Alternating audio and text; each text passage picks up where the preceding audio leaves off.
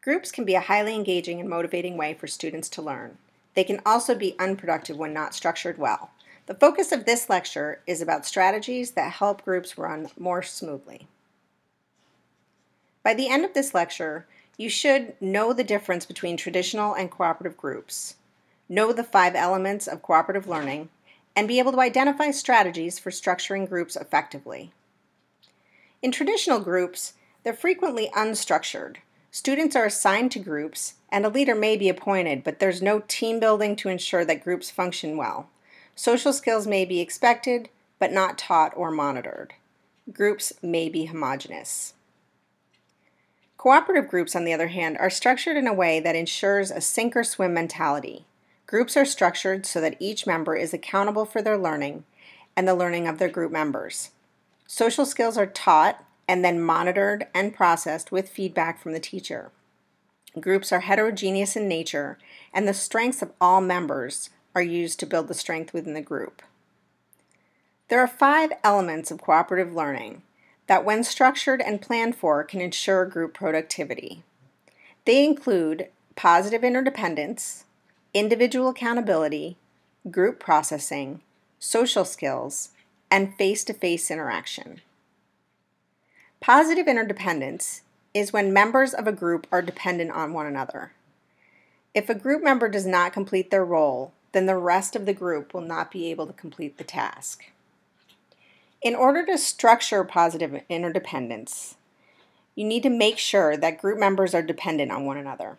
There should be a common learning goal for the group. Each student should have a role that is manageable and will impact the group's success. Be sure to create roles that will encourage interdependence and are purposeful. Limiting resources can make group members more dependent on one another. Try providing an incentive if all group members experience success. If appropriate, a sequence of tasks could be performed, one part by each member, until complete. Given a math problem, each member completes one step at a time.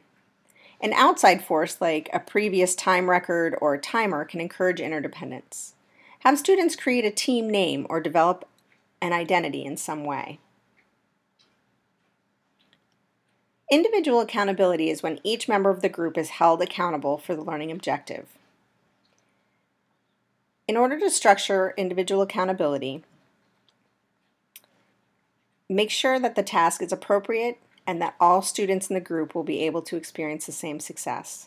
Structure the task so that there is some concern. Random oral quizzes, individual quizzes, randomly collecting one assignment for a group grade, or each member completing a quiz and one is randomly selected for the entire group grade.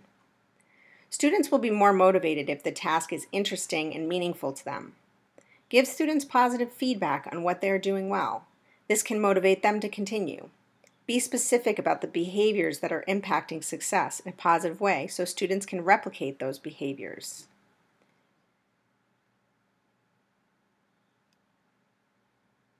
Social skills are the collaboration, communication, and interaction skills that need to be taught. Telling students once how to behave is not the same as teaching. It's imperative to tell students the expected behaviors. Show them what those behaviors look and sound like.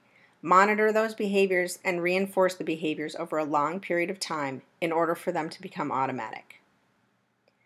Some example social skills are eye contact, negotiating, volume, turn taking, equal participation, asking questions, or listening.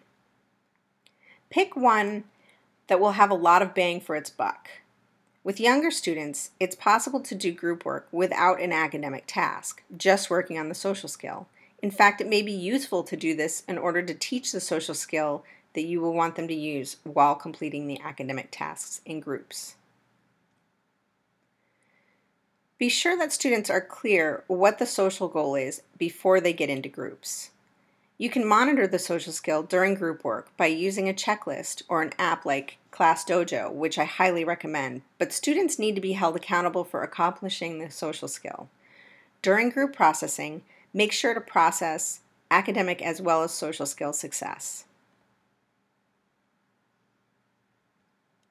Here's an example of a chart that could be used to show students what behaviors they must exhibit in order to successfully show the social skill. In order to process, you may want to use a rating scale or a couple of questions to help students evaluate their productivity. For younger students, try using pictures like smiley faces to represent behaviors in a rating scale format.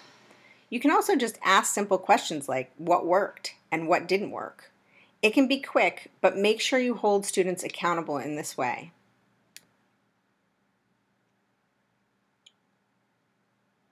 It's important for the physical space to be sufficient for students to face one another, and the task needs to be one that requires this face-to-face interaction.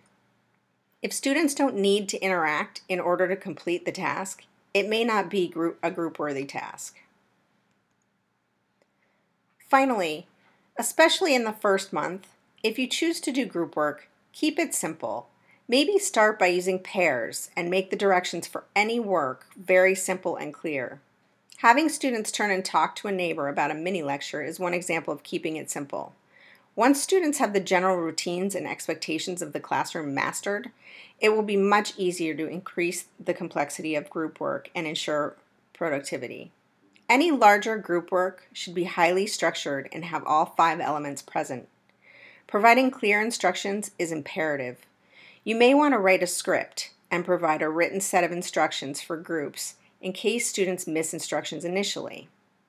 Groups can be a very powerful learning tool, but only when they're done well. Unstructured groups frustrate highly motivated students and can be a source of distraction for the unmotivated student.